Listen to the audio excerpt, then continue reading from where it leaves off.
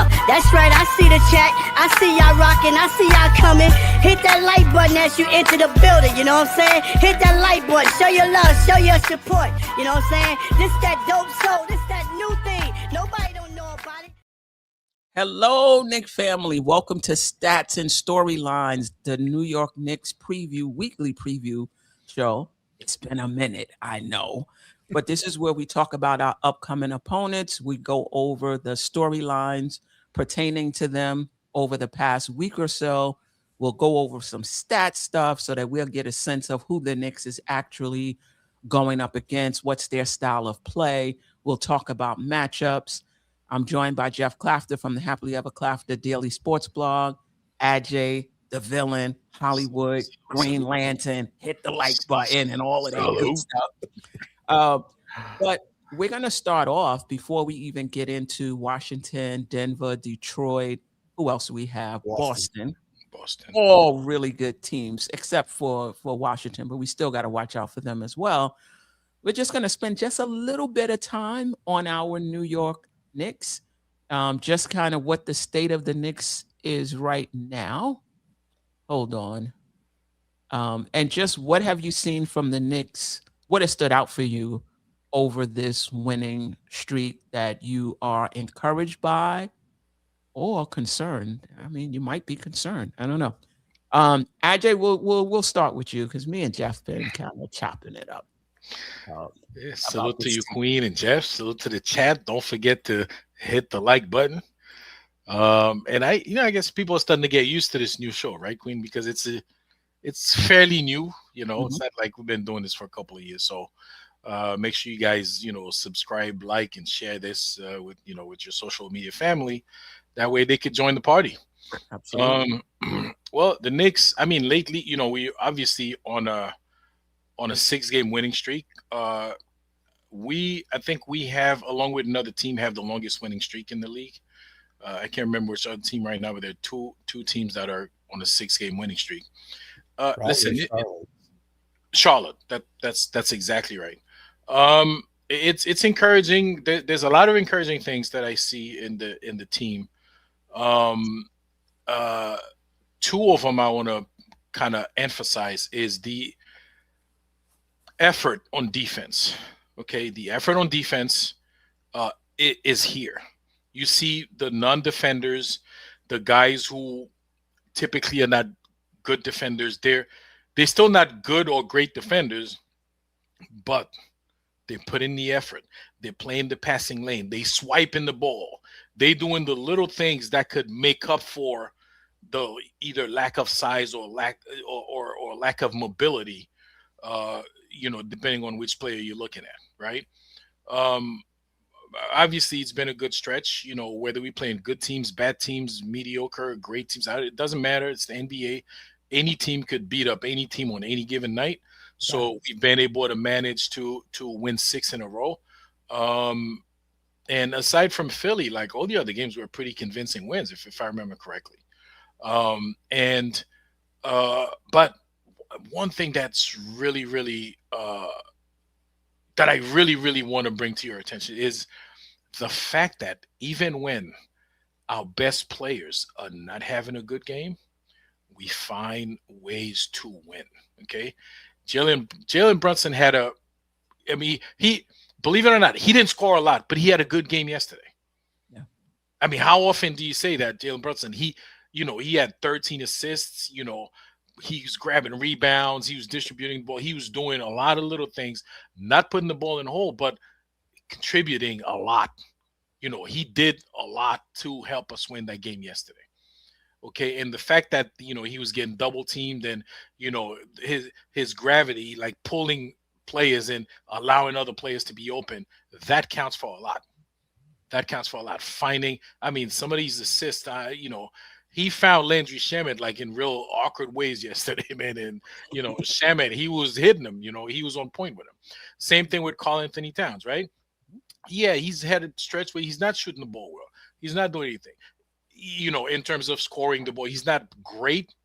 We know what he's capable of. He has not been able, or he has not been performing to his potentials offensively.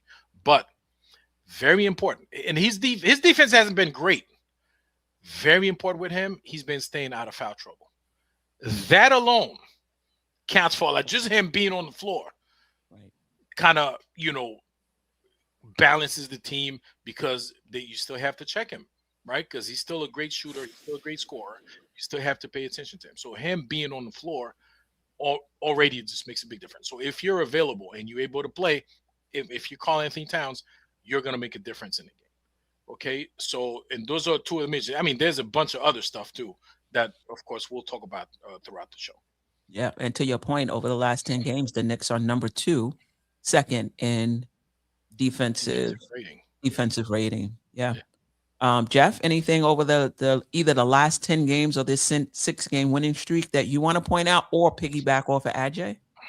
A little bit of both, actually. I think one of the things that's impressed me is that I think it was Brandon O'Connor was the one who they credited with a change in scheme, where instead of forcing things to the middle and help, they're forcing things to the baseline, and where OG and McCall are a lot more effective. And I think that's one of the reasons behind our uptick on the defensive end during this recent hot stretch. And I'm curious to see if that's something that is temporary until the other teams see it for a while and then make the adjustment to the adjustment, or if it's something that's sustainable that we're going to be able to use as kind of a crutch or a linchpin from this point moving forward. Because if that is the case, that we're playing lights out defense. I mean, outstanding, like top level defense is the best we've played in a long time, actually. And so, and a lot of it without our quote unquote best perimeter defender in Deuce McBride. So, I mean, I tend to believe that, but not everybody does. So, in case Wiz is out there, I don't want him to take the other part of the show. So from that perspective, I'm encouraged, but I also want to say that with a word of warning, and that's this: we've seen this Knick team have better stretches than the one we're on right now. Like 6 in a row was really good. Not going to complain about that, but we saw the Knicks have the January to remember after the OG Anunoby trade. I don't think we lost a game for a month, it felt like. And then, obviously there were circumstances, the injury to Randall, really, cratered that success in a lot of ways, but I think that we still have a few things to figure out as a team. As the defense has been rising, the offense has kind of been cratering. And so I think even in the Laker game, we only scored 22 points in the fourth quarter. And we still tend to have these droughts, segments of the game where we're just disjointed on the offensive end, and the process isn't very good. And we see that a lot. Tyler Kolek in there without Brunson, Clarkson, and Deuce seems to fix some of those issues off the bench. But when the starters are in the game, even though the starters' net rating has been excellent this last 6 games, they don't seem to have as big an impact on the offensive end as one would expect.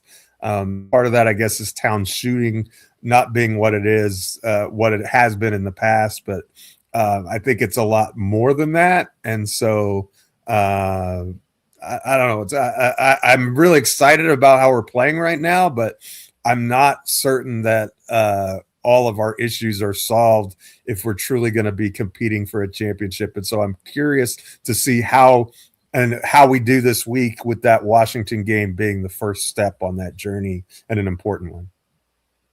And that leads me into the next question. Before we get into the individual matchups, what do you want to see overall from this team over the next 4 games? Again, Washington, then Denver, then Detroit, then Boston. It sounds to me, Geoff, that you want to see whether or not whether the defense is for real, or just get a better sense of the team as a whole over the next 4 games. whether the defense is for real and how the offense is able to respond. Like, and I don't want to jump the gun for each individual matchup, but I think especially when you're talk about going into Detroit and Boston, those are two of the better defensive teams in the league that are very good at taking away number one and number two options. And like against the Lakers, we were very fortunate in that Landry Shamet had a breakout game and Josh Hart hit 3 out of 4 from 3. And OG Anunoby for the last 4 games has been averaging 22 and a half a game or something crazy good like that. And so, we were able to weather the storm, if you will. But I'm curious, Detroit is long and athletic, and they're going to try and take Brunson out of the game in a very similar way to what the Lakers did. And so is he going to be able to continue his role as the distributor cap, as I dubbed him, for his 13 assist, one turnover performance? I'm hopeful that we see a lot of that, and then let him play off the ball as much as possible and give him opportunities to get his looks as catch and shoot opportunities, where all he has to do is be outside and knock down threes and then or work with mismatches where he's on somebody who can't guard him in the paint and just get to his shot that way, as opposed to everything being on him, pounding the ball and those sorts of things, which he didn't do against LA. And to your point, to add to your point, if he does become that distributor, because he's not forcing it and he's taking what they give him, and to Ajay's point, he has, really good gravity, will the rest of the team hit the shots? Because that's the thing, as Ajay often points out, it takes 2 to get an assist. So if they're zoning up or they're playing him tough and he can't really get to his spots and be the scorer that he usually is, but through his gravity, he's able to create shots. Is Shamet hitting shots, this week? Is OG and Bridges, are they hitting the shots that they're going to get? They all did a really good job. I'm not sure what Bridges' efficiency was, but Hart, Shamet, and OG did a really good job playing off of Brunson. That has to, continue again if they're going to take Brunson away. And not just continue, Queen. That's actually a critical part of the winning. It's like these other guys, taking advantage, because that is part of the advantage of having somebody like Jalen Brunson or even Cat. It's like, when these guys get double teamed, it opens somebody up. So that open person, of course, they have to find that person. Like Clyde always said, he always says that you can't move as fast as the ball. So if you pass the ball to find the open man, you're going to get an open shot. These guys just have to hit the shots, So, and that's actually critical in winning those games. So, yeah. Especially when you come across a team like Detroit Pistons. They're very athletic. They're very fast. So they'll try to cover. They'll try to make up a lot of grounds. But you can't be as fast as the ball, right? So if they play it right, they're going to get those open shots, man. They have to hit them. They have to hit those shots. Yeah. I do think you're right. They can't move as fast as the ball. But the deeper you can get in the key, because recovery time for some of these athletic teams, like they're still able to, recover, the deeper you can get into the key and put pressure on the rim and allow them to really, really collapse, you get that extra second or so that you may, need to get the shot off, particularly against an athletic team like Detroit. Mm-hmm. All right. Anything else we want to see from them over the next four games before we get into the individual matchups, starting with Washington? One other thing that just popped in my mind is more guard-on-guard screens. I think that's a very effective offensive weapon for us, and not just bringing Towns or Robinson or whoever the case may be and just kind of inviting a hard double or a blitz on Brunson, but doing it with another guard where you can blitz, but then we're going to have the ball in somebody's hands who's going to be able to take immediate advantage off the bounce in those situations. So I think that we've been effective with that, especially in the last couple of games that I've noticed. So I really want to see a lot more of that, because I think it's an effective way to counter the way teams are attacking us on the defensive end. Yeah, for sure. Shout out to Kim. Oh, go ahead. No, I was gonna go ahead. say shout outs. So I was gonna say one thing I want to see is Mikal Bridges is part of the team until he's not, right? Right now he's part of the team, and he's a very pivotal part of the team. The past couple of games, I think, so he had a breakout game, like a 30-point game, right? And then you could see there's a little bit more aggressiveness. He needs to be even more aggressive, right? You look at OG Anunoby. OG could have the crappiest shooting game, but there's a lot of activities, right? He's trying. He's shooting the ball. It's not going in, but if he's open, he's taking the shots. He's going for it. And, you're a professional ball player. Eventually, you break out of that slump, right? And the way to break out is by being aggressive, not by trying to shy away from contact or trying to shy away from, you just got to go for it, man. Go for yours, because you're going to break out of that slump. So we really need, I guess Mikal at this point is like the fourth option or third option, depending on the night. But we really need him to make up for that by trying to be a second option. And, you're going to fall somewhere in the middle. But you have to be aggressive, when you get the ball. Don't just pass on shots. And I see them, they do pass on a lot of shots. They doing that less and less. Even Josh Hart, he's doing that less. And that's why he's scoring a little more. Hey, missing, take the shot. If you're open, take it. So, and I need those guys to be a little bit more aggressive on the offensive, on offense, because name of the game, man, whoever scores the most point wins the game, right? At the end of the day, not whoever passed the ball more, whoever scores more, that's who wins the game. So, yeah. Shout out to Kim Doc, who says everybody looks crazy in their winter clothing and blankets. Cozy, not crazy. Cozy, not crazy. I look crazy too. No, cozy. And she said, I'll be at the Washington game. Can't wait. Yeah, make sure you nice and cozy too. And well, she shouldn't have said that, because now we know if they lose, it's on her. Yeah, I was about to say, is that in New MSG? It's cold. Whether you in MSG or Washington, it's gonna be cold. make sure you you stay warm, Kim. I was in VA over the weekend, man. Listen, ice all over the place. Listen, we didn't do a great job as cleaning up the snow here in New York, but down there it's even worse. Like, they don't clean out the parking lots. Right. You go to Walmart, it's like chunks of ice all over the place. Yeah. I was driving back here in Georgia. You could see the ice on the road. I was going like 10 miles an hour. I'm like, they no salt. Like nothing. You're just on your own trying to make trying to make it home. Terrible.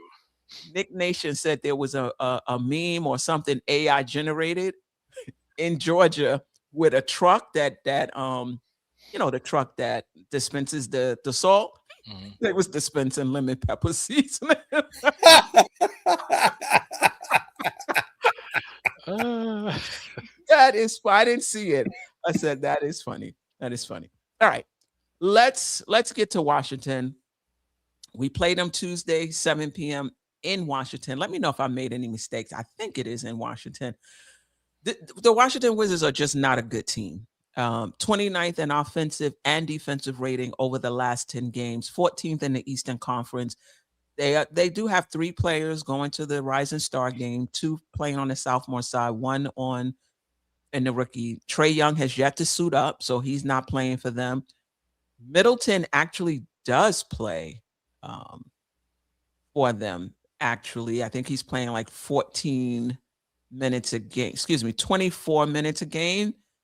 10 points, shooting 43.3% overall, just 43.3% overall, and just 32.6% from the 3-point line. 4 rebounds, 3.3 assists. They're not a good team.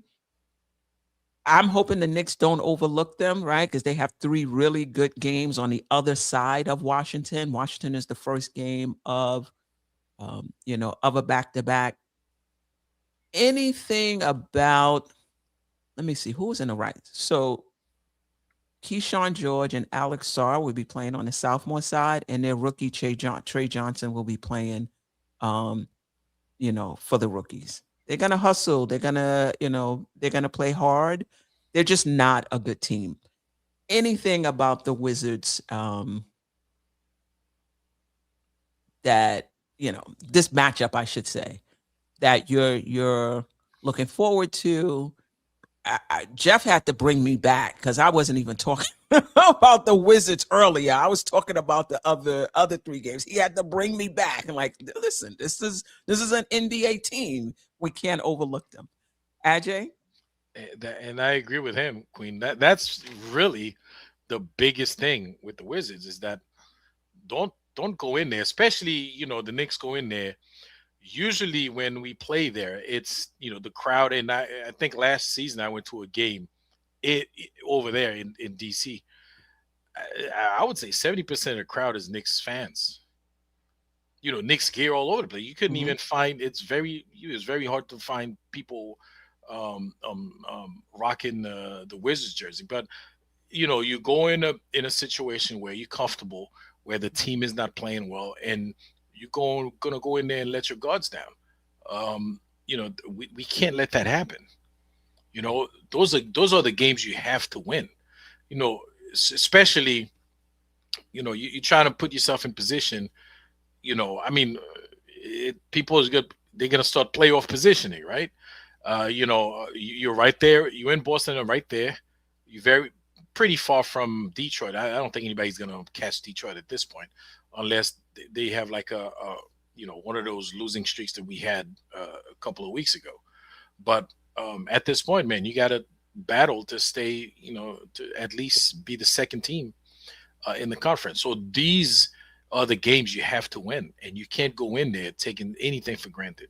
You have to go in and win, and like we went to Brooklyn. We went to Brooklyn. We really took it out on them. Go in DC and do the same thing, man.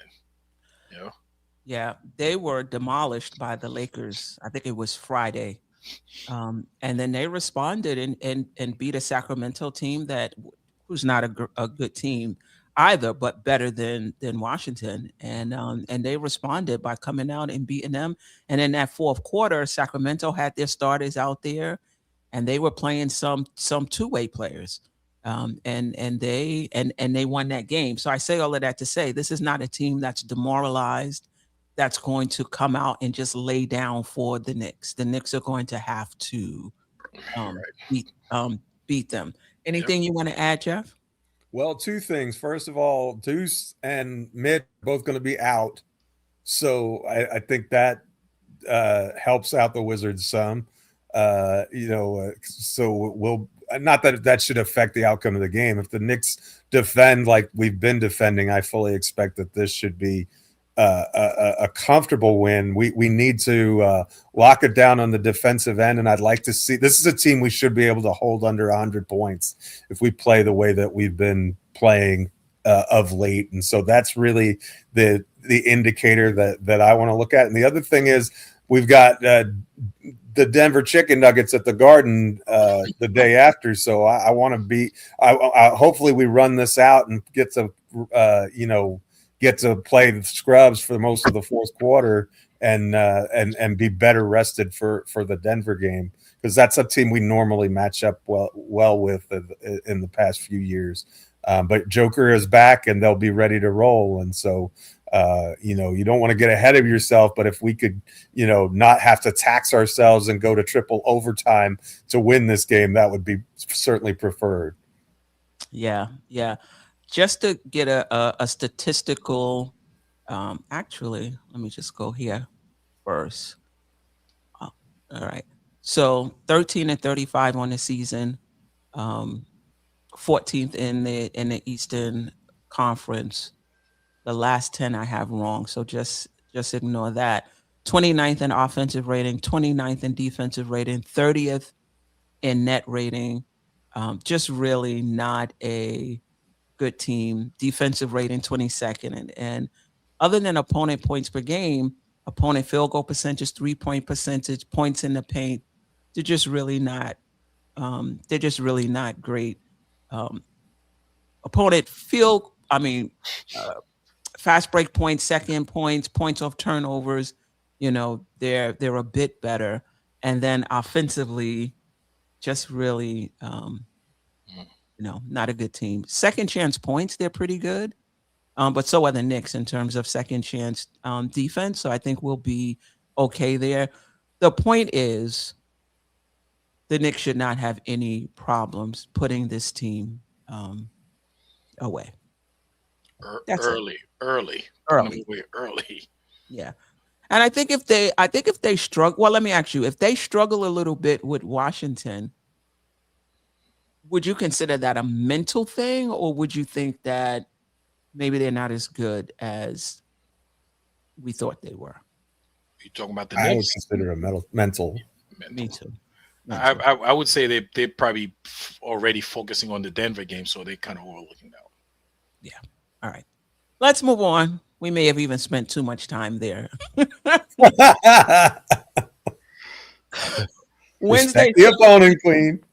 at MSG, the Joker has missed 17 games. He's been back for the last 2. Their starters have missed 100 games, 100 plus games due to injury since the start of the season. 17 for the Joker, 26 for Gordon, 21 for Cam Johnson, 35 for Christian Brown. Murray has missed 6 as well. But in their absence, Peyton Watson, Jalen Pickett, Zeke Naji, I think his name is, have stepped up for them. So they've kind of like grown their bench, kind of grown their young players who were pressed into young players due to Nick, new coach, and Mike Brown. Young players getting time due to new coach and injuries, but it did remind me of Mike Brown. And Valanciunas, I believe, if I'm not mistaken, is backing up the Joker in Denver. Yes, Tim Hardaway is with them. He's shooting 40.8% from the 3-point line. Detroit might be having some regrets, right, that they let that shooting out the door. And he's third. He's third in minutes. So, just thoughts overall on Denver before we take a look at them statistically. Well, Hardaway will probably double that 40% when it comes to the MSG. That's just how those things tend to go, right? Denver's a dangerous team. I mean, when Murray and Joker are together, they are certainly elite, and so you certainly can't take them for granted. Hopefully that the road they show a little road weariness and we're able to equalize, but I think that's going to be a really interesting battle, and I think it's going to be a tough test for us. But the good news is the Cat tends to get up for those games against Joker and defend really well. So if that be the case, that would definitely be a benefit to us. Yeah, for sure. Ajay, anything to add on the Knicks?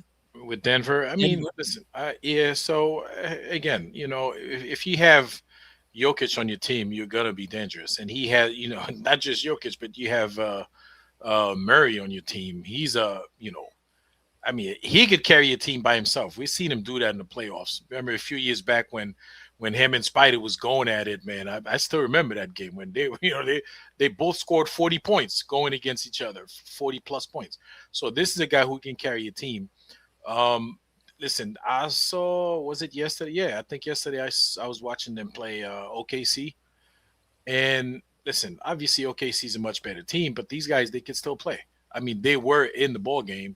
I think they lost by like 10 points or whatever, but this is still a pretty good team that we really have to be careful with. And we have to pay attention when we play that team, because this is a team, when you play them, your IQ, your intelligence have to be on point, not just running and gunning, because they have guys, they're not a super athletic team, but they play very smart.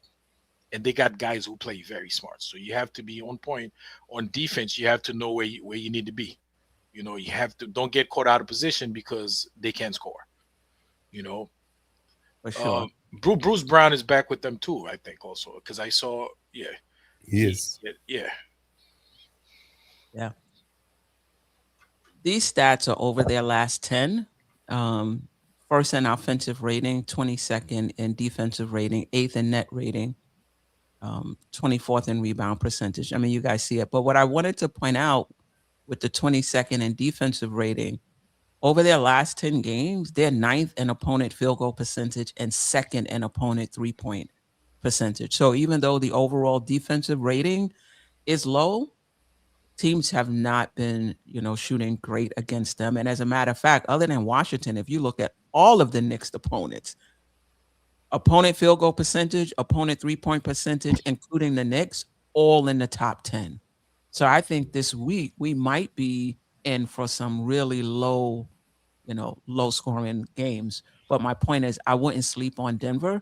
Number one offense over the last 10 games, and in terms of opponent field goal percentage, they've been pretty good, and they're going to be up to play the Knicks. For sure. And I just want to see what they've been doing offensively.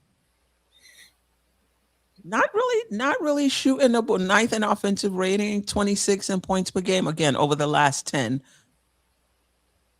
Field goal percentage 16th, 3-point percentage, they've 3rd. So they shoot the 3. They get to the line a lot. 6th in the league and over the past 10 games in terms of getting to the line. Did we sweep him last season? I don't remember. No. I don't remember. I think this is going to be a good test. Geoff and I was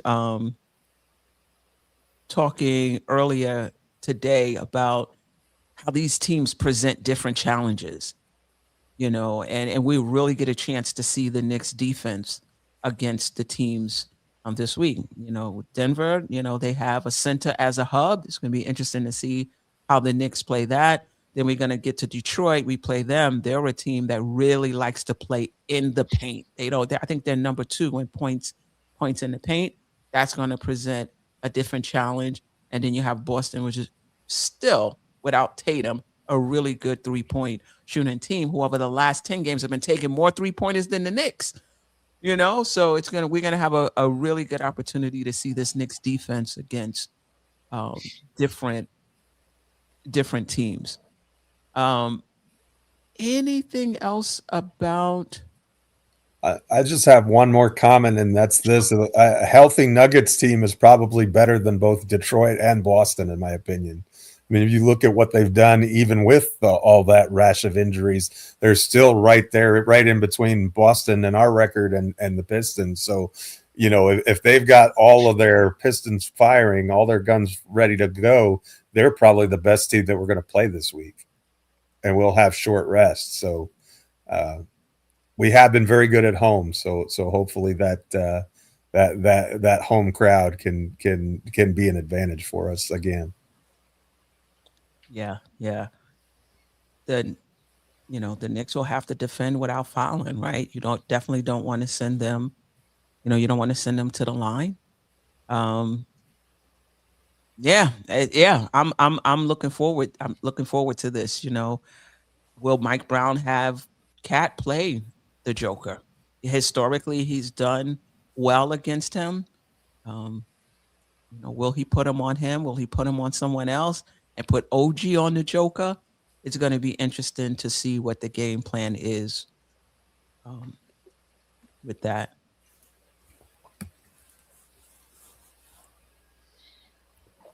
The more we can play him one-on-one and straight up, though, the better off we're going to be. What we know about the Knicks is even if that means that he kind of goes off, where we always get in trouble is with over doubling and rotations. And so I'd almost prefer just to play him straight up. And Robinson is supposed to play that half of the back-to-back. So if we can play him as in single coverage as much as possible and limit the amount of rotations and double teams, I think the better off we're going to be in that game, even if that means Joker puts up a big number. Yeah. It's important that Cat stays out of foul trouble as well. You're going to need him to, whether he's scoring or not, the gravity, the spacing, all of those things we need. So it's going to be important that he stays on the court as well. And it's going to be important that OG stays aggressive, Hart hits his shot, Yeah. The wings, in my opinion, and you can add Josh Hart to that, but I think more so OG and Bridges are just swing factors for us from game to game in terms of how they play on the offensive. And we already know what to expect defensively. They're not always up to par, but for the most part, we know what to expect. But when they're clicking offensively, the Knicks are a hard team to guard and beat.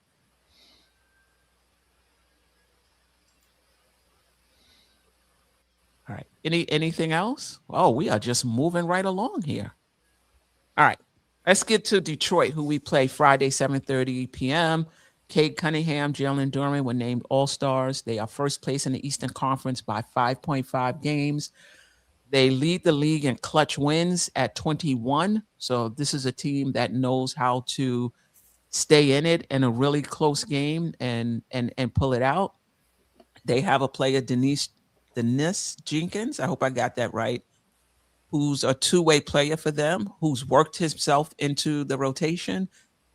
They have to make a decision on him. I think as a two-way, you get 50 games. He's already played 47, so they have to make a decision on him as well. But he comes in, he gives them really good minutes, and they have a tough schedule coming up, actually. And so when you read up the storylines pertaining to them, this is an opportunity for them to test themselves even more.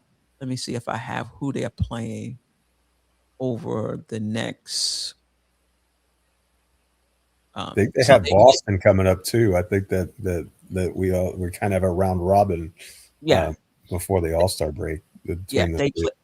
They play Denver, then the Wizards, the Knicks, the Hornets, the Raptors, the Knicks again, the Bulls, the Spurs, OKC, and Cleveland, who's been trending of late. So I don't know, Ajay. You said that that 5.5 games ahead that nobody will catch them. It depends on how they do this month. Like they got some really tough games this month, including 2 against our New York Knicks, who are playing much better. I mean, of course, if we win against them, that's a huge difference right there. That's a 2-game jump right there. But so we got to control what we can control, and that's those 2 games. So yeah, this is still a team where shooting is an issue. They don't really have a secondary scorer outside of Cade. I know Duren has been playing well for them. He's made the All-Star team, but who's their secondary scorer, right? So there's reports that they might be looking into Michael Porter Jr. from Brooklyn, just really trying to get some help for Cade Cunningham. And even though Duncan Robinson is there, shooting is still an issue. Most of their shots come in the paint. Let me just put this up again. Detroit, 12th in offensive rating, 10th in points per game, 25th in three-point attempts, 26th in three-point percentage. They do get to the line a lot. Third in the league. At least this is all over the last 10 games. Field goal attempt 16, percentage 7th. Again, most of their points are in the paint. You're closer to the rim. Field goal percentage usually comes up if you're hitting those shots in the rim. 14th in second points, 2nd in points in the paint, 6th in fast break points, 1st in points off turnovers. The Knicks are going to have to take care of the ball against this team. They get out and run, get easy baskets. Now, the Knicks don't turn the ball over a lot. Hopefully that continues, because if they do, this is a team that can capitalize off of it. But they're not a team that's going to be jacking threes, right? So the Knicks paint defense has to be strong. And I think that's a strength of ours anyway. Let me just see. And then you guys can comment if you need to.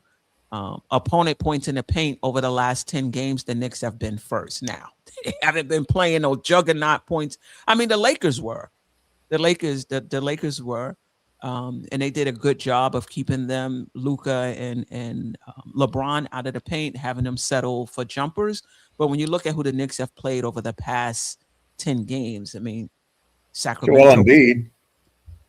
Joel Embiid as well. Joel Embiid as well. They've had some good, some good. Toronto was the Smurfs. I'll agree with you there. There wasn't anybody there, but even Sacramento has DeMontis Sabonis. So, and he was healthy for that game. So we haven't played teams that don't have really good big men either. I think we've faced a few. So the key is going to be. I'm sorry. Go ahead.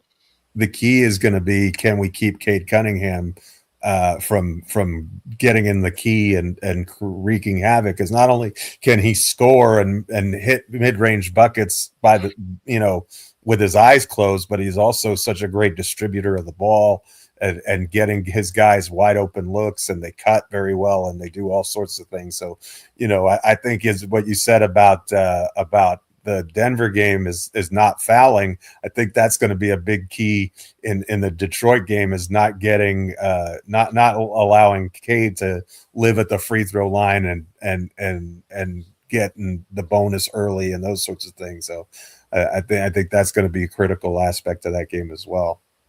Yeah, and in terms of points in the paint, it's not just the big guys. To your point, Geoff, it's keeping those guards out the key as well. And so they will be tested with Detroit in that regard. I think with Denver, they'll be tested as far as the Joker, a big, and then Boston, Jaylen Brown, he's becoming the mid-range king, so they'll be tested as far as points, points in the paint. Ajay, anything you want to add about our matchup with Detroit? Look at them defensively. I mean, they like top 10 across the board. And Boston's their twin. That's the crazy part. It's like we're playing one after the other. Yeah, it's gonna be a tough 2 games, man. Yeah. This is last 10 games, guys, not the season. Go ahead. I mean, I listen. I look forward to these matchups because it gives you a good, it's a good gauge to know where your team is at, right? Yeah. Because I mean, these other teams, we have to go through those teams to get to where we want to get, right? Which is the NBA Finals, and hopefully have a chance to win it all. You got to go through those 2 teams, especially right now. We hovering second or third, which means if it goes by seeding, we're gonna have to go through Boston and we're gonna have to go to Detroit. Second round's gonna be Boston, and then Eastern if we make it, past those. So it's a good gauge to you need to see where you're at. You got to play against good teams, against teams in your conference, like top teams in your conference, who, especially teams who you struggle against the things that they do best, right? We struggle against the thing. These guys, they force turnovers, they run, they gun, they athletic, they fight for rebounds. They play tough defense. They get away with a lot of nonsense, but nevertheless, they play tough defense. So you want to go up against those teams to know where you are. I look forward to this.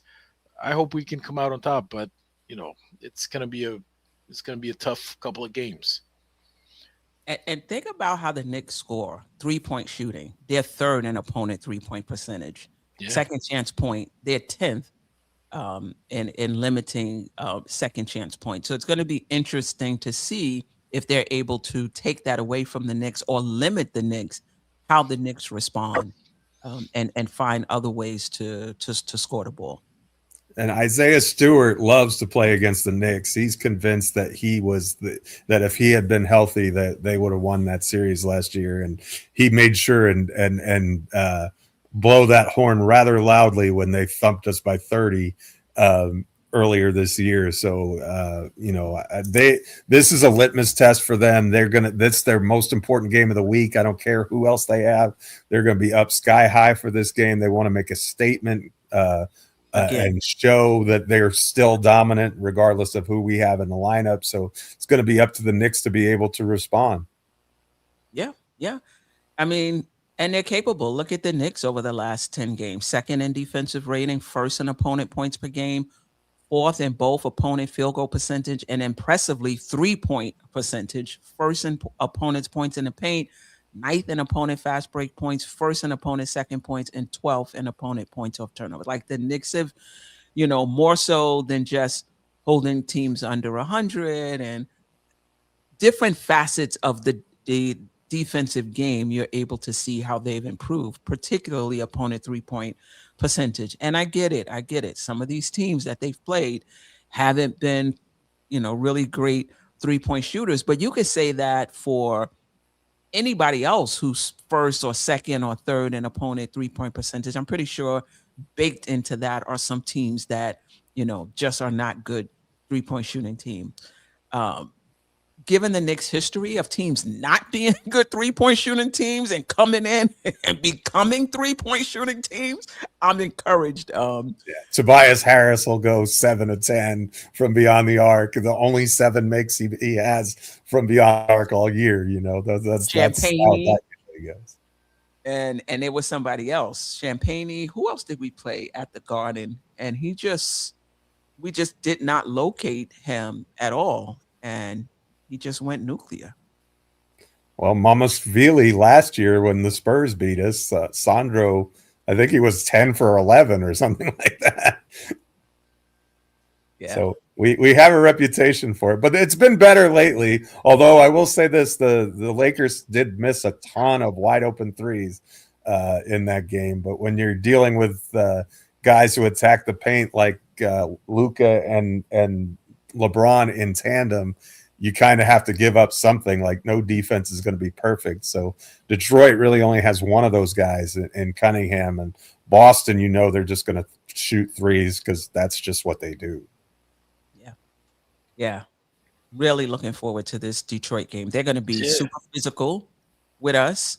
But again, I think if the Knicks move the ball, move their bodies, Brunson not get into a one-on-one battle with Cade Cunningham, and kind of his process was really good the last game. If that continues, sometimes he might need to score, sometimes he'll need to pass. If his process remains good, the Knicks are going to be fine this week. Really looking forward to this matchup. You were going to say something, Ajay? No, I was going to. Well, you know what? Let me say, when we play them, I need Cat to keep a cool head. Listen, Cat, you're a better player than Isaiah Stewart, man. Don't get in. Don't get in there with him. Make him look stupid. Don't let him make you look stupid. Like, just play smart.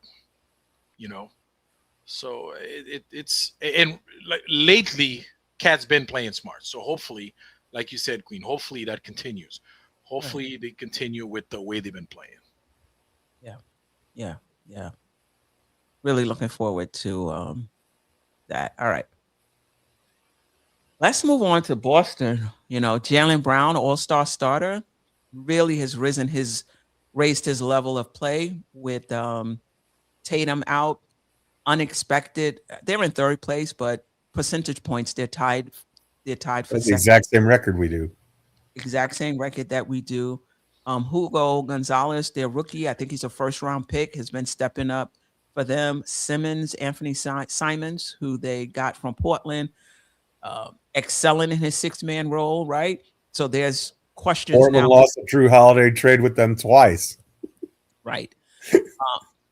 Whether or not they should trade him at the deadline or not, but he's playing so well, and they as a team are playing so well, they're very reluctant to make any changes. They're still looking for a center. Tatum may return later this season. That's the storylines around them. I do want to add something here. Derek White has been a bit inconsistent offensively, but listen, they've had multiple contributors this season. Jaylen Brown has stepped it up, of course, but they've had multiple contributors from unexpected places that's gotten them, where they are. We'll take a look at them statistically in a minute, but just your thoughts on how surprised you are with how well they've played this season, and just your thoughts on the matchup.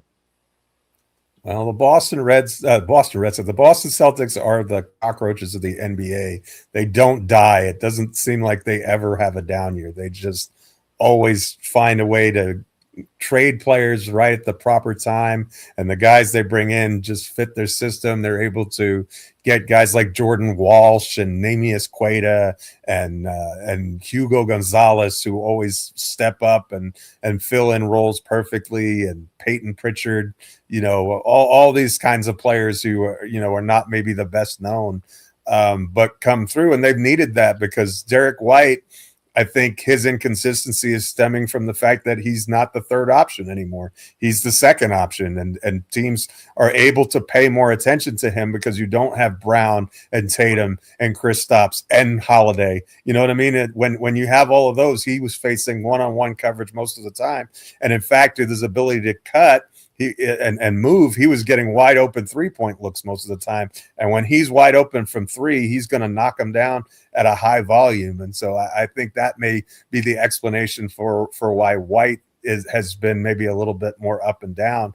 But I think the surprising thing about this team is that they've been able to play so well without any what you would call established big men. Like the guys that they have are playing well, but I think at the beginning of the year, even with Brown playing the way that he is, and he's been off the charts, superstar, all NBA levels of good, it's those guys and down low, and what Garza is another one who, they just do all the little things, and they shoot the ball well enough to move things along and play their roles in the offense, and just let their backcourt and Brown be the star of the show. So they're dangerous and they're impressive, and it's never easy to go into Boston and get a win.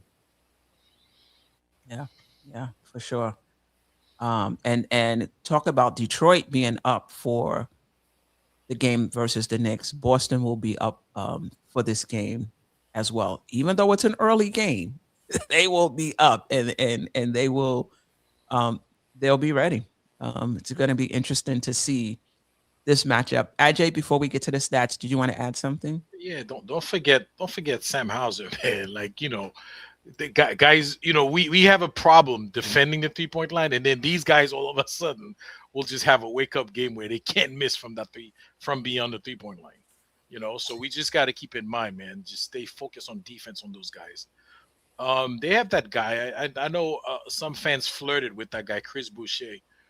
But he hasn't been getting a lot of playing times with them, a lot of playing time. So I don't know, but but they do have a squad. They do have guys that could give us that could make it hard for us. Quaid been playing well. He's been very active. So it's kind of I look forward to seeing him and Mitch battling down low. Hopefully Mitch play, for that game. Good. Going for rebounds. Yeah. All right, let's take a look at them statistically. Third in the Eastern Conference, tied with the Knicks. This is over the last 10 games. Second in offensive rating, 11th in defensive rating, third in net rating, 7th in rebounding percentage, 5th in defensive rebounding percentage, and Jaylen Brown is putting in a lot of work on as far as rebounding for them, because they just don't have centers. They don't have a lot of size. So he does what he can to chip in. I think he's had more than a few 10 double-figure rebound games for them this season. Defensively, 4th in defensive rating, 3rd in opponent points per game, 1st in opponent field goal percentage, 7th in opponent 3-point percentage, 2nd in opponent points in the paint. Fast break points, second points. The Knicks might have opportunities there, and opponent points off turnovers, they limit them to 6. So this is another really good defensive team, and offensive as well. 3rd in offensive rating, 1st in field goal attempts. So they play fast. They get the ball, they get their shots off. Just 19th in field goal percentage, again, last 10 games. 13th in 3-point percentage, 9th in free throw percentage, 6th in second chance points. So, and the Knicks are top 5 in defensive rebounding, I believe. So that's going to be interesting. What wins out, the Knicks defensive rebounding or their offensive rebounding and second chance points? Another good team statistically who's playing well over the last 10 games, as are the Knicks. This is what Geoff was talking about in terms of the Knicks offense. I don't think we've talked about it, at least statistically, tonight. Last 10 games, the Knicks offense is 16th. And this is the difference. Let me see if I have it here. This is one of the points that I wanted to make, that when you look at least offensively, the difference between the offensive rating of the rest of these teams over the season and over the last 10 games, not much difference in them at all. Of course, I can't find it. But it's not much difference with these teams in their offense in terms of where they ranked from the season over the last 10 games. But there is a big difference in the Knicks. The Knicks are ranked third in offense over the course of the season and 16th over the last 10 games. So to me, I just feel like it's the Knicks really trying to find themselves. They're in flux as a team now, becoming more defensive minded. They still have the same offensive players. So I would think as the season goes on, the offense will come along and they'll get better at it. But right now, they're 16th in offensive rating over the last 10, 22nd in points per game over the last 10, 17th in field goal percentage, 15th in 3-point percentage, 27th in free. Oh, that might be, that has to be a mistake. Somebody check that for me. 27th in free throw percentage. I don't think that's right. Over the last 10 games. 10th in second points, 22nd points in the paint, 12th in fast break points, 14th in points off turnovers. Anything else on Boston? Any concern about the Knicks offense? Or do you feel, again, this is just them having to round into shape and find themselves again offensively? I think it's interesting that both teams, Knicks and Celtics, aren't really good at fast break points and points in the paint. They're both on the low side of that. So it's all the 3 ball with those guys. But the thing about Boston, especially Boston, doesn't turn the ball over a whole lot. You know, they don't have a lot of fast breaks, but I think that with their lack of size, they kind of have to crash the glass a whole lot, like as a team, all 5 guys getting to the board so that they can make up for their, not having a traditional rebounder who's just going to, a guy like Towns is going to get 11 a night. Like I don't remember, it's very rare that Cat doesn't have a double-digit rebound game, right? It's what happens. And Mitchell Robinson is the same way. He is able to get a lot of rebounds in a few minutes, and so they really have to stay committed to that. And maybe that's an opportunity if they have to commit more people to rebounding. Maybe that's an opportunity for us to get out and run if we're smart with the ball and can get rebounds and maybe get some easier buckets, because once that Boston defense gets set, they're awfully tough to score on. And I think that the previous slide shows that in spades. But again, Boston is good on both ends of the floor. Same with Detroit. These guys, these are 2 of the best teams in the NBA. And there are rivals with us for seeding at this point.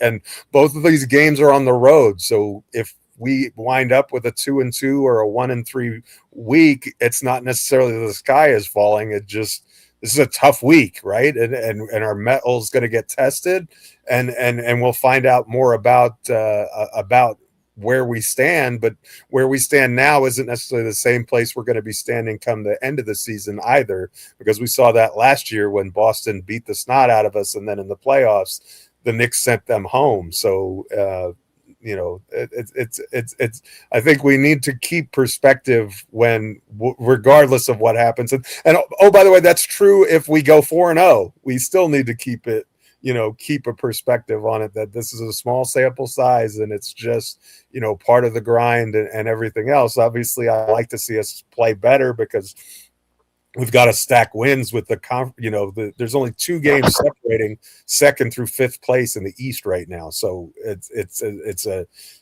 every loss is magnified and every win is critical. Geoff, we go 1-3. I don't know about the sky falling, but it's a little cloudy. it's a little cloudy if we go 1-3 this week. It is possible. It is possible. I'm not talking about the Knicks at their ceiling, but just the Knicks we've seen over the past 6 games, or if you want to 10 games. Do you think Denver, Detroit, and Boston, these are 50-50 games, or do you think the Knicks are underdogs in these games? Oh, that's a good question. I think we're underdogs against Denver because of the short rest. I think that we're on the road. I think we're underdog in all 3 games, to be honest with you, even with as well as we've played, because the game that's at home, we're on short rest, and the other 2 games are on the road. And Detroit is 5.5 games ahead of us, and they beat us by 30 the last time we played. I think it's just false confidence to say that we should be like, there's nothing statistically that says, yes, we should absolutely be the favorite in that game, even with the way we've been playing of late. And, getting wins in the Boston Garden is always difficult. So, I would call us underdogs in all 3 games. Okay. Ajay?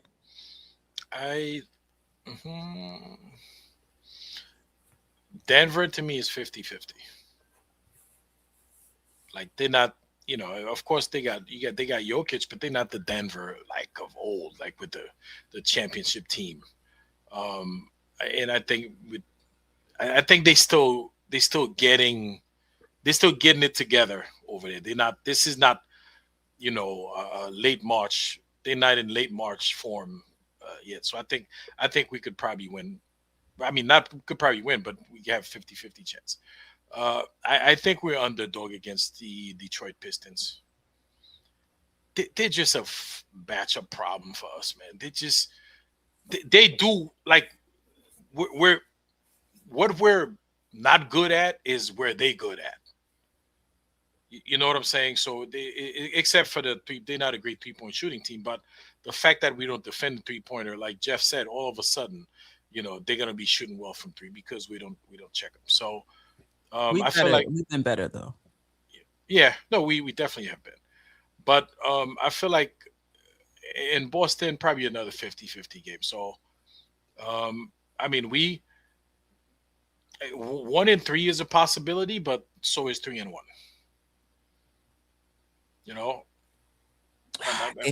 If the Knicks go, because kind of how I'm looking at this is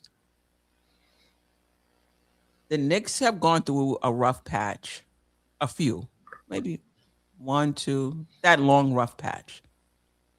They're rounding into shape. Coming into the season, the Knicks we were thinking the Knicks were right there with Denver, Detroit, and Boston, and maybe I thought we were better than Boston.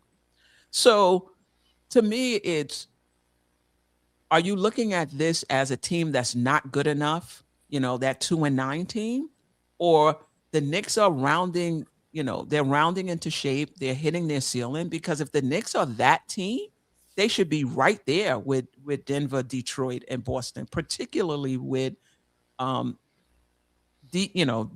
defense trending up. Detroit, you're gonna have to be strong. You're gonna have to, keep Cade Cunningham out the paint. That's not easy. You're gonna have to get back in transition. You want every shot they take, you want it to be over the top of a set defense. Right? They're not, if they're hitting their 3-pointers that day, that's a different story. But they're not really a good 3-point shooting team.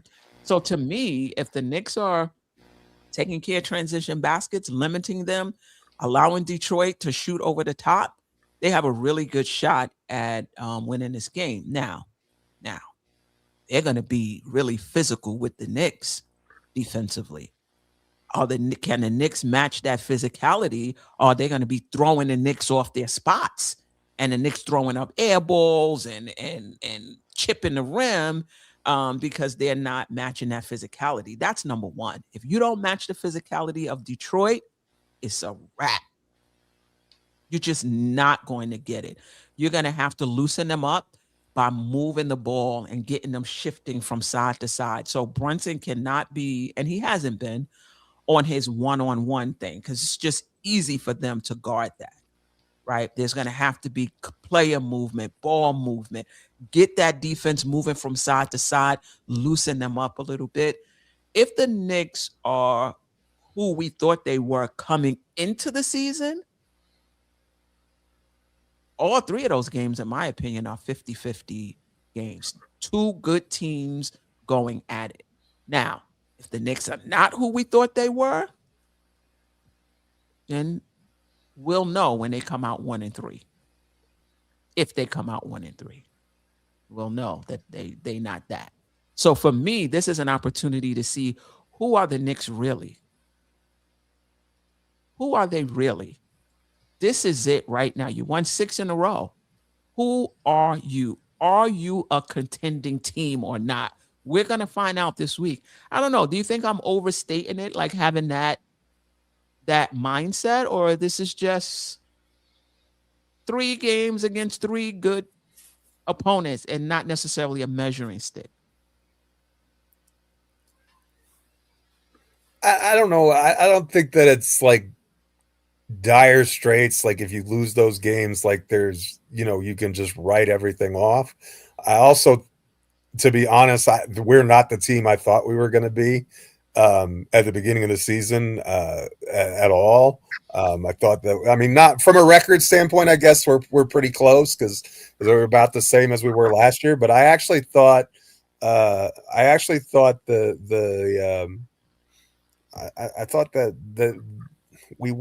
I think we're not playing as well overall. We're in a 6-game hot streak right now, but I don't know. I just get the sense that this team something has felt off, and maybe it's fixed, but I need to see more before I'm ready to jump back in on it. And I think that it's a proving ground, yes, and it's going to be a tough gauntlet. But you again, if they did happen to lose those 3 games, they can still, they'll still have further opportunity to improve their standing. And again, you're probably going to see those teams in the playoffs at some point. So you're gonna have an opportunity to get your hit back on them. So I would like to see us play really well. I think that would be a good sign. But I think there's context to the situation where it could be a struggle for us this week. Why? Well, I don't know. Ajay, thoughts? I want to see us win. I'm not. No, but I'm not. I don't want to look at we're gonna have other opportunities. I want to go now and see where we stand now with those teams now, and see what could be tweaked. Right? Hey, you never know.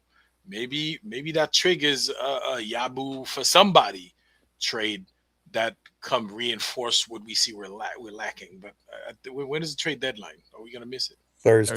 Thursday, right before the Detroit game. See, that's terrible. But listen, we played them before. We played them before, so we know what we lack. And we had at this point, if they're gonna pull the trigger on something, they should know what it is. But no, Jeff, I want to see right now where we are right now with those teams right now. And, yeah, I'm sorry. No, I was gonna say, so I don't want to look, like was it last season? Just last season, Detroit gave us a hard time all season long, and then come the playoffs, we eliminated them. I don't want another one of those situations. Same thing. Would you prefer to beat them now and then lose them in the playoffs? No, I want to beat them now. And we beat them when it counted. That's all that matters, right? I want to beat them every time. Of course. So, yeah.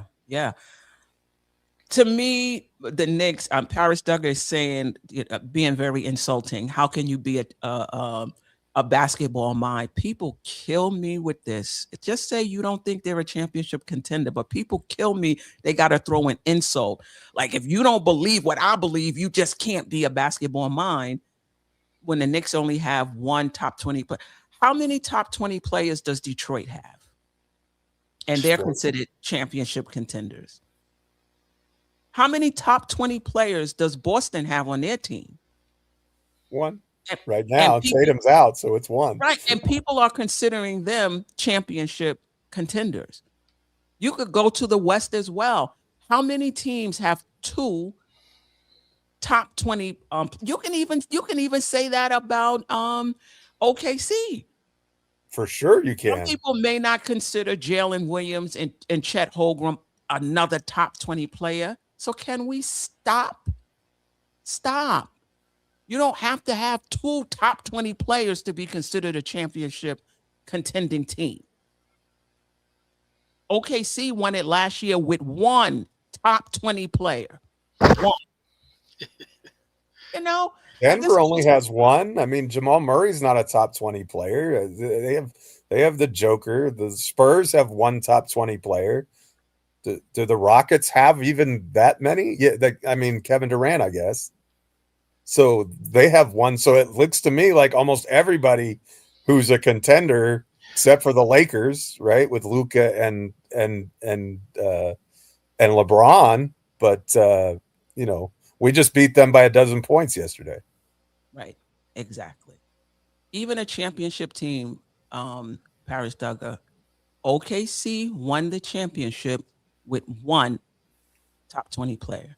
You can argue that if Halliburton didn't get injured and they would have won, you can argue that they didn't even have a top 20. Some people may not see Halliburton as a top 20 player. That's true.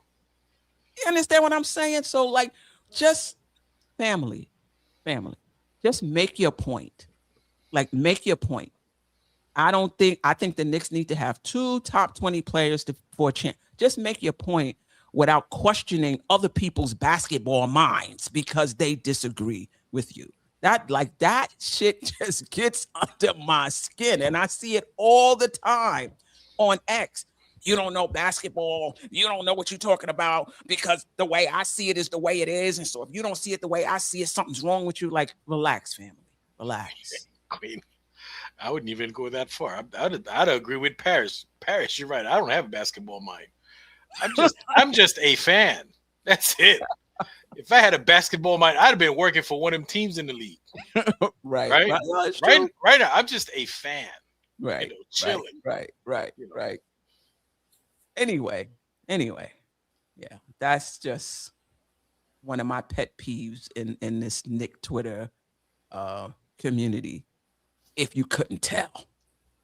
All right. Anything else? Super chat. That top 20 player was the top one. Okay. But still only counts as one. It's still one. Go down the list of who's considered that can win the championship this year. It was a bad point, Paris Dog. It's okay. All right? It's okay. We still appreciate you. You always rock with us. Somebody, shout out David Smith said, Dallas Mavericks, let me put this up there. He said the Mavericks had, where is it? I think it's this one. Is this the one? Yep, that's the one. Yeah, they beat Miami with the big three. So they, I think, correct me if I'm wrong, Dallas had one top 20 player, right? Miami had three. Right. And the one beat the three. Yeah. You got to have a good team. And what I like about the Knicks is, Brunson is number one, but the drop off 2, 3, and 4. I mean, you can argue if they're playing up to their ceiling, the Knicks are right there. That's the issue. Them playing up to their ceiling. Oh, Queen, I got a good one. I love these fans. The stuff they say, right? Tibbs cost us the chip last season. We could have won the East, then anything could have happened. But wait. But put it backwards though. We could have won the East. Anything could have happened, but not Tibbs could have cost it, or maybe he cost. But he's confirmed. Be with us, could have confirmed that Tibbs cost us a chip. Yeah. And the reason could have, might have, may have, but the end result, he did cost us a chip. Yeah. He was definitely a part of it, but he wasn't the one turning the ball over and not getting back against against Indiana. Every turnover was 2 points. Or three. There were a bunch of them that were 3. So he definitely was a part of it with the lineups and the schemes, but the Knicks had ample wide open shots that they missed that could have changed things for us as well. And Thibodeau's not here anymore. So, all right, let's get to the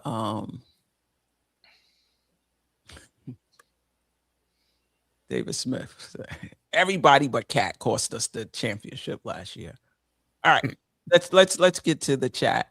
Oh, we talked about Kim Doc. Talk about we were all cozied up. It's only 68 degrees here and may go all the way down to 50 tonight.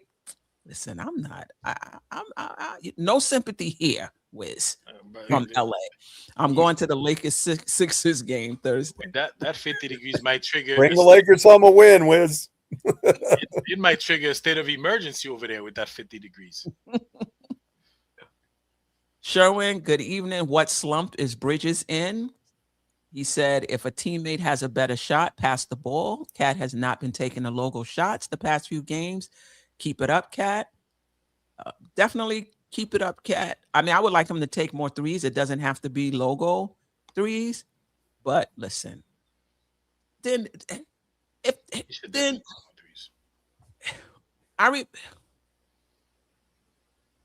sometimes you have to take it to him. You can't always slide the ball to the next player, depending on who that player is. I mean, sometimes you just gotta look and be like, nah, I think I'm gonna take this. All right. And that's why you like the way OG's playing, right? Because he mixes it up. Like sometimes he shoots a 3, and if he sees the lane, he runs. He goes for it. I mean, he may slip and fall and lose the ball off his leg. OG for the last 6 games. OG the 11 games previous to that, not so much. So, yeah. And that's the problem. No consistency from Wingstop. Yeah. Nick Yak, we are 3rd in scoring and 3rd in opponent points. Yep. All right. Duckosaurus Rex, Knicks only look like contenders when they play kids, whether we like it or not, or whether it fits our script of what a contender is supposed to look like or not. Would have lost to LeBron without Kolick. Duckosaurus has become David Smith light. Kolick has definitely played well for us. I'm not taking that away from him. But to say we're only contenders when the young guys play, that's a stretch for me. What about you guys? Yeah, I don't believe that. They contribute at times, but they're not consistently positive. And we've had games where they haven't played that much, where we've looked pretty good. So, in fact, Kolick was receiving DNPs in I think 4 of the 6 games we won on this win streak. So, I mean, we can highlight the games where he's played well, and kudos to him. And I think he's done a good job staying ready. But he's not the engine and reason that we won. In fact, our rotation has shortened since the Mavs game to really 8 men, and so we've been mostly just playing vets. Yeah. So the point is, we've been good when we've played the young guys, and we've been good without them, right? And that's not to take anything away from what they've contributed when they have played. And if you're gonna just give them credit for when they play well, when they play and we lose, they got to take some of that blame as well. Okay, Dr. Service Rex again. Jalen Duren is way better this year. Let's not trifle with him like he didn't hold his own. And then some in the playoffs. He ain't why they lost. I'm not sure what that's comment is about. I think he is a really good player. He's having an all-star season. But if he's your second best player, in my opinion, that's not a championship contending. I shouldn't say championship contending, but I think it's going to be hard to actually win a championship and hold that trophy if Duren is your second best player. I think next to Cade, he needs a secondary scorer, not somebody who can handle the ball and create their own shot, not just somebody who's going to score on lobs and dunks and has to be set up to score. Right. And I'm not taking anything away from Duren. Listen, Jerrell will tell you, when we were at the draft show, shout out to Sim and MBK, shit, we wanted Duren. Like he was the guy I wanted on the Knicks. And it's good to see him rounding into shape like we thought he would. But if he's your second best player, no. Yeah. Okay. What's that? Cantame music. Cantame music. Hope I said it right. The Knicks will win the East. From your lips to God's ears. Appreciate you. Shout out to Sha Powers. Hey, Sha. What's up, guy? Rocking with us. I appreciate you and Divine. Be sure to check out that show, Knicks Real Talk. Magellan. Cat didn't play to his potential this year, but still an all-star. He needs to wake up and play like Jokic. Nobody plays like Jokic. That's a little bit unfair, in my opinion. That's like saying, wake up and play like Wilt, or wake up and play, let Cat be Cat. Wake up and play to your potential. And the fact that he made it, I mean, that I was surprised that he made the All-Star team, and he made it with the coaches elected him, which to me is more valuable than just a fan voting for you, because you're talking about basketball minds, people who know the game, people who read your scouting report, right? They go against you night in, night out, and they're like, "Nah, this guy's an all-star." So that's huge, and he's gonna break out of it, man. Cat's gonna break out of that, whatever's going on with his scoring. Yeah, on February 7th. Once he knows he's here for the rest of the year, he's going to take off. He's going to be averaging 30 a game, and David Smith is going to be sending in $200 super chats. You know what, Geoff? Maybe I told you so. He's saving it. He's saving it all for the latter part of the season, which is when it's critical. All right. Shout out to Undios NYK. It's been a minute. It's good to see you in the chat. Hope all is well with you and yours. Okay. Speaking of David Smith, Cat was All-NBA and All-Star starter last year and helped get the Knicks to the Eastern Conference Finals for the first time in 25 years. Only 2 wins away from the NBA Finals, but let's all forget that. Nobody's forgetting that. I thought he played well in the playoffs for us. I'm not down on Cat at all. I'm more down on the offense, on the offense and how they're using him than I'm down on Cat. But he has to be better. And what if he's I had this thought today. I wanted to run it by you. What if he's sacrificing his own shots and points to try and get OG and McCall and these other guys going? What if he's saying, I don't have to score 25. I'm capable of it. And the reason I asked that, because yes, his percentages are down, but his effort is not absent. He plays hard every single night. And so I kind of came up, the thought creeped in, well, maybe he's sacrificing his touches and saying, I don't need to score as much. I just want to win. And if you hear him in post-game interviews, that's what he says all the time. Whatever's best for the team. Even in the couple times when he hasn't played down the stretch in the fourth quarter, he doesn't fuss about it. He's just like, I just want to win. And so I'm curious if you think that maybe part of his offensive doldrums, or whatever you want to call it, is just him saying, I don't need to be a 25 point per game scorer if it means that we're going to win games. I don't think it's him. I think it's Mike Brown. Exactly what you're saying. I think it's Mike Brown saying, we don't need you to be a 25 point per game scorer. We're going to be a better team if you take less shots. And OG and Mikal Bridges gets more shots. He might be saying the same thing to Brunson too, who's not listening. But yeah, I don't think it's a cat decision. I think it's a scheme coach decision. But effectively the same results. Any thoughts, Ajay?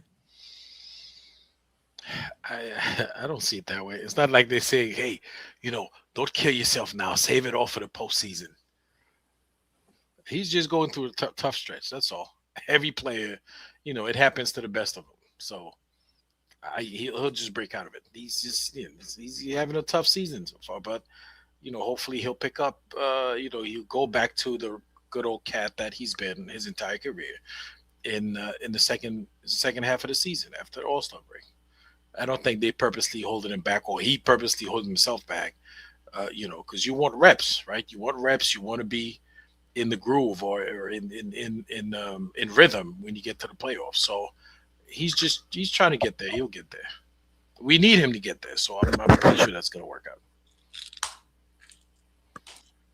I hope you're right, because it would be one thing if he was getting the same amount of touches and he just wasn't as efficient.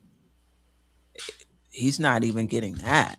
So which makes me think that's it's a scheme thing, or to just play a different way.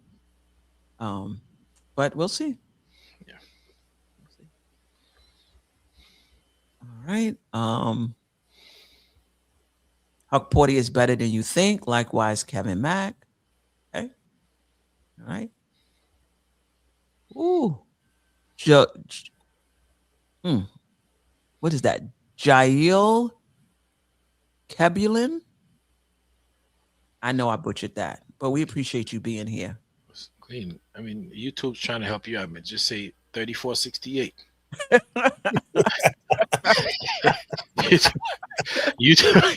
YouTube's giving you another option, man. Just say, man, shout out to 3468. 3468. Trade McBride, wow, and Yabusele for Ayo DeSumo.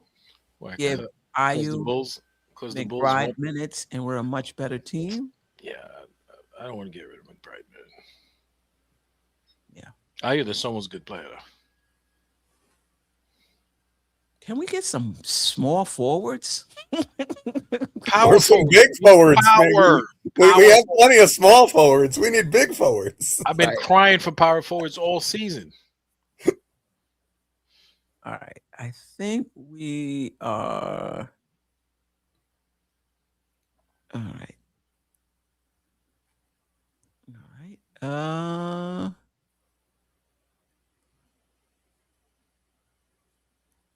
Paris Duggar, I want to get rid of everyone under 6'2" except for Brunson. Increasing our height on the roster will make us better.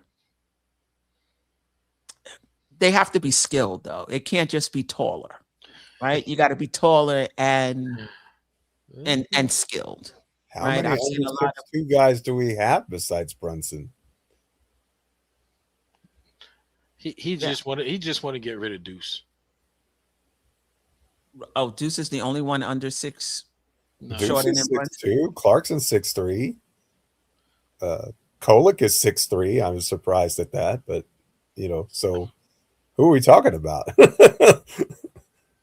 I mean, maybe he's just saying he wants to get rid of Clarkson and Kolek and Deuce, which is fine. I don't agree with that, but necessarily. I mean, it depends what you're getting back, but I don't want to just kick him out the door just to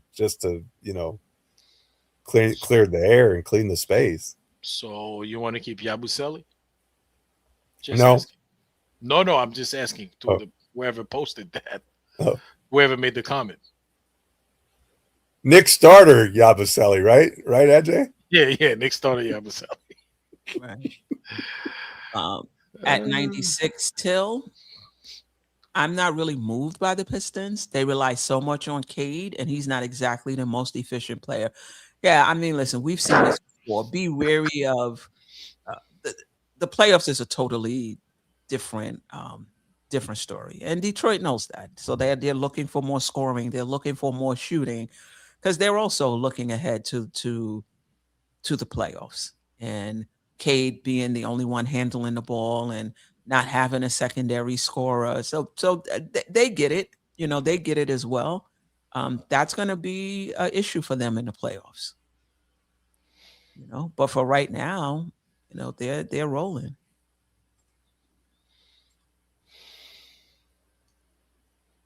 Okay. All right. Oh, Latrell Sprewell, the American. The I'm American going to dream. see Leon Rose tomorrow. What should I tell him? Woo. From you mean from us? A message from us? Yeah, yeah. He watched the show. We don't have to tell him nothing. He know what we think. I would, oh man, I would tell him that whatever changes you're going to make at the trade deadline, make it based on that and what you've seen over the entire Knicks season and the landscape of the Knicks. Don't make it based on, oh, we won 6 in a row, let's just stand pat. Oh, we were 2 for 9. Oh, let's trade everybody.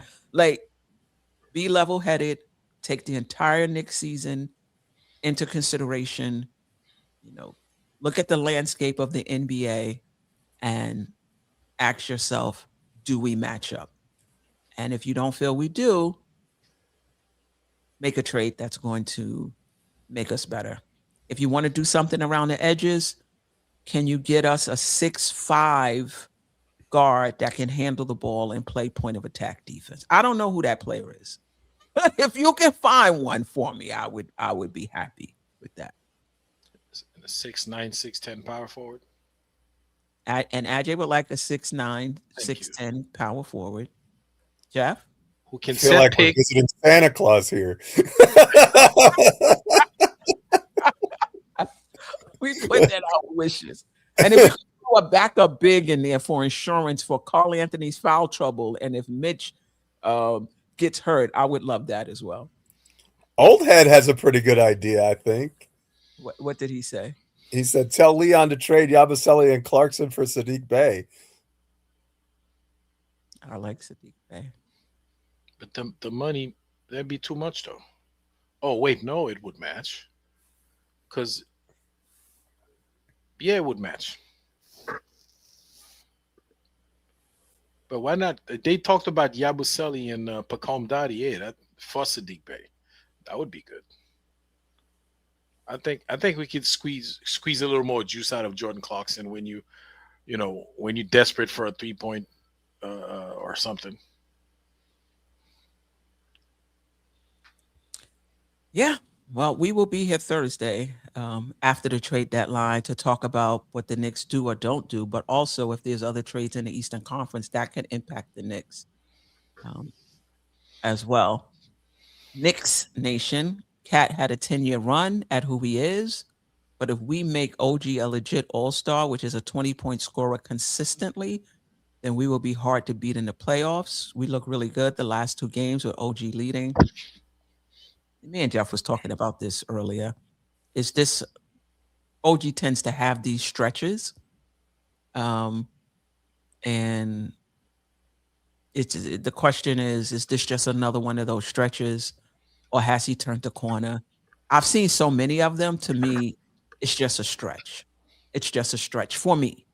I know Nick Nation was on earlier, and he felt like OG is a legit 2-way player, and the only break we saw this season was because he got injured and he needed to round back into shape.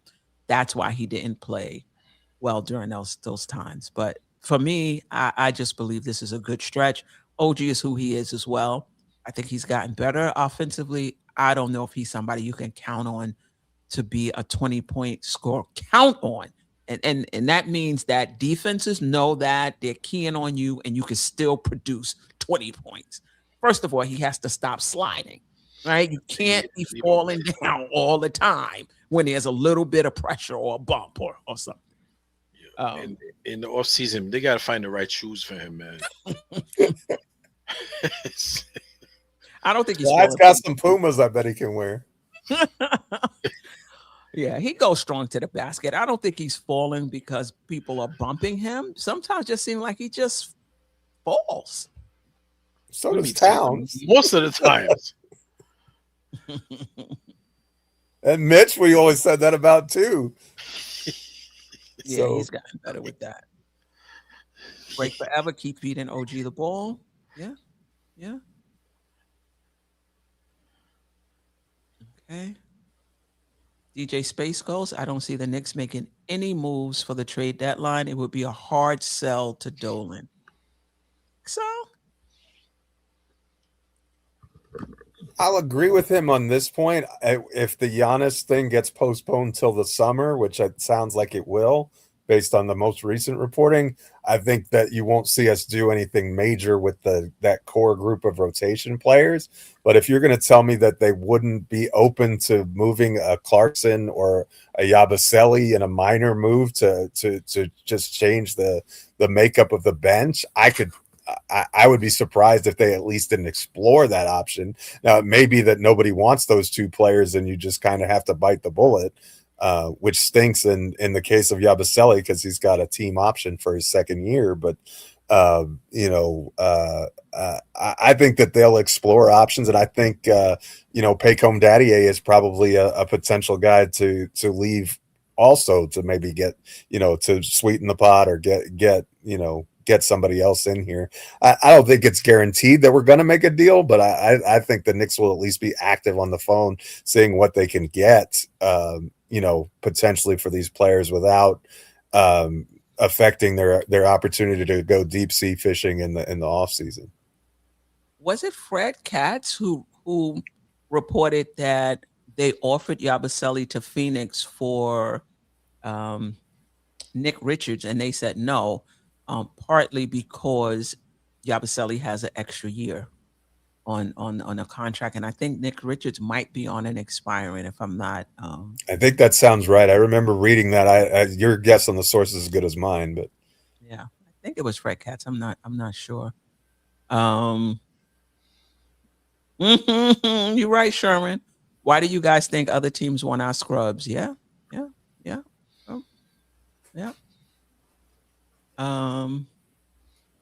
Any last words on this week slate of games? No, but real quick, you want to touch on the Paul George suspension real quick? Yeah, I don't know much about it. I heard that it might have been for mental health medication.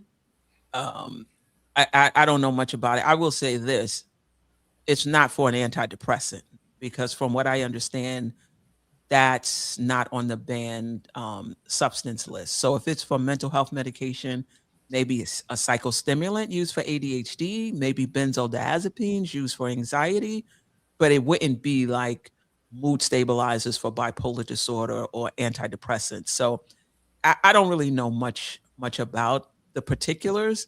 I think even though he hasn't been himself, I still think that's a little hit to Philadelphia. They can survive. He gets 25 games to rest, though, and then he'll be back fresh for the playoffs, I guess, if they get there. So you can look at it from that point of view, too. Like the problem with him is wear and tear on his body. If he gets to, it could turn out to be a blessing in disguise where he, if Philly, let's say Philly gets to the 6th seed and he's able to just work out and get stronger and not have to worry about that wear and tear. And then he's available and in a better, with more spring in his step come playoff time, that could be a definite boon for them. Jeff, stop it, Jeff. Because by then Joel Embiid will be hurt. All right, so relax. It's not gonna make a difference. Maybe not. Jeff is looking like a fortune teller now. Remember that show on Nick of Time? He got the business when he was talking about if Philly is healthy, like they could really be. Woo! He got the business. Now look. Anybody from Philly went? I know we wanted Andre Drummond. Because now that they Why don't are have they going to trade Andre Drummond to the Knicks? I don't see any reason why they're going to. that's not happening. But maybe they want Yabusele back. I'm just throwing it out there. Listen, I doubt it. They Geoff, can the Knicks be active on the buyout market, or do you Okay, have so that's a good April? question. Yeah. So yes and no. They can't get anybody who makes more than the taxpayer MLE. So if you have a big salary guy who gets bought out, the Knicks would not be eligible to sign them. Depending on roster spots, I don't think we can just and how much they agree to. It's possible that we can bring someone in on the buyout market, but buyout market guys are generally not impactful. Like they're usually bought out for a reason. So I'm not sure that yes, we could. I think the only name that kind of would be interesting to me, and I don't even know if he qualifies because I don't know what his contract situation was, is maybe CP3. But I don't know if he I don't know what he was making before Houston. I think was it Houston who got rid of him or so sent him home? I think it was. No, it was the Clippers, maybe. I don't know, one of the two, whoever it was. But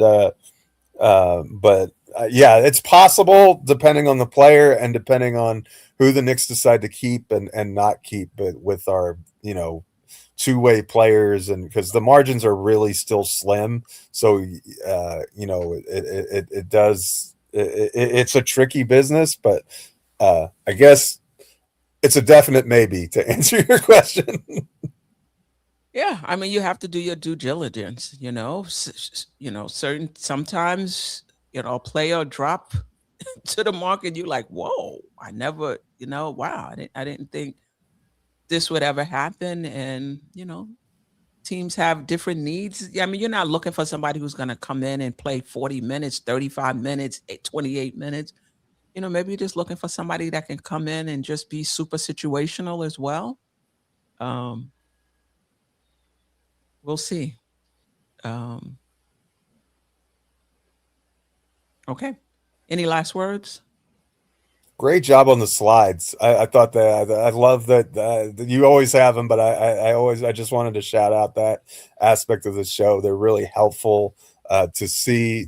They paint a great picture of what we have coming up and what we're facing, and so I appreciate all the hard work that goes into that, because I know those things don't make themselves. So thank you for that and the opportunity to visit and about this, and I guess we'll have a show on Wednesday at 11:30 for lunchtime live, and then Thursday about the same time, and then the post trade deadline edition of the weekly show. So a lot of content for you guys coming up over the next few days. So yeah, and Thursday is a double dip because we play Wednesday too, so we'll have two shows on Thursday.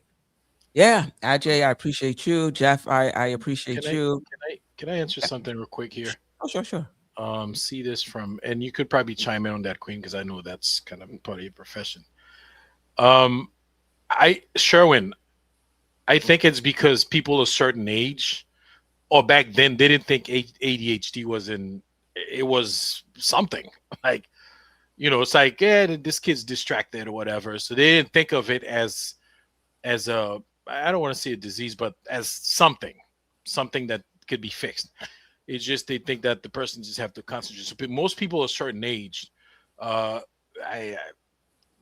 most of us have a little bit of ADHD in us from back in the days. We just don't think of it as a mental health thing. But nowadays they think of it that way because it I don't know. Yeah. So I will say I'm a psychiatric nurse practitioner for those who don't know, and I do prescribe psychostimulants for clients with ADHD. ADHD medication, unlike any other psychiatric medication, is matched to your lifestyle. So if you have ADHD and say, for example, you're a teacher, you might not need to take it in the summertime when you're on vacation. There are some people with ADHD that only need to take it for work or only need to take it for school. I've had people who are in rote jobs that they can just do with their eyes closed. And even though they have ADHD, they don't need medication. And then they get a 9 to 5 and they're a manager and now they need ADHD medication, right? It's always matched to your lifestyle. And so some people, depending on what you have to focus and do, you don't need medication. And then your life changes. And then next thing you know, you need, like, there's a tipping point also. Like when I'm doing these evaluations, people say, yeah, I struggled a little bit in elementary school. I struggled a little bit in high school, but I did okay. But college was the tipping point where everything just came falling down, and I was procrastinating. I couldn't pay attention. So again, some people with ADHD can get away with it, but there are some people that can't. So you don't know why, because you're different. Everybody is different than you. You don't need it. Other people do. I have some clients who need it as soon as they wake up in the morning to help them organize and get out the door. Then they need it at work. Then if they're taking a class, they need it. Then when they get home, they need it to help them prepare, for the next day. They need like 24-hour coverage. Now, if some clients say, I just need it for work, 9 to 5. I'm good on the weekends. I'm good in the evenings. I can get out the door. Okay. So everybody is different, right? Everybody is different. All right. That's the public service announcement. Ajay is we on our way out the door. He wants to bring up.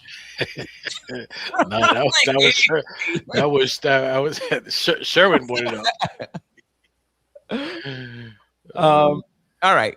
Ajay, I appreciate you. Geoff, thank you so much for joining us. I appreciate you. I actually love this show. It's just so labor intensive. So some Mondays I just don't have it in me, because you can't do the stat slide until Monday morning when all of the games are over. Like, you can't do it ahead of time. So sometimes I just don't have it. But I love this show because it allows us to know what's going on with the other teams statistically and from a storyline perspective. So I'll try to be more. I'll try to be more consistent. But the chat, I appreciate you guys. The replay gang, you already know. And the silent listeners, I appreciate you guys as well. Until next time, peace. Sister, you're one of a kind. Yes. Sister, it's time you That's shine. Dope Soul. Where you at?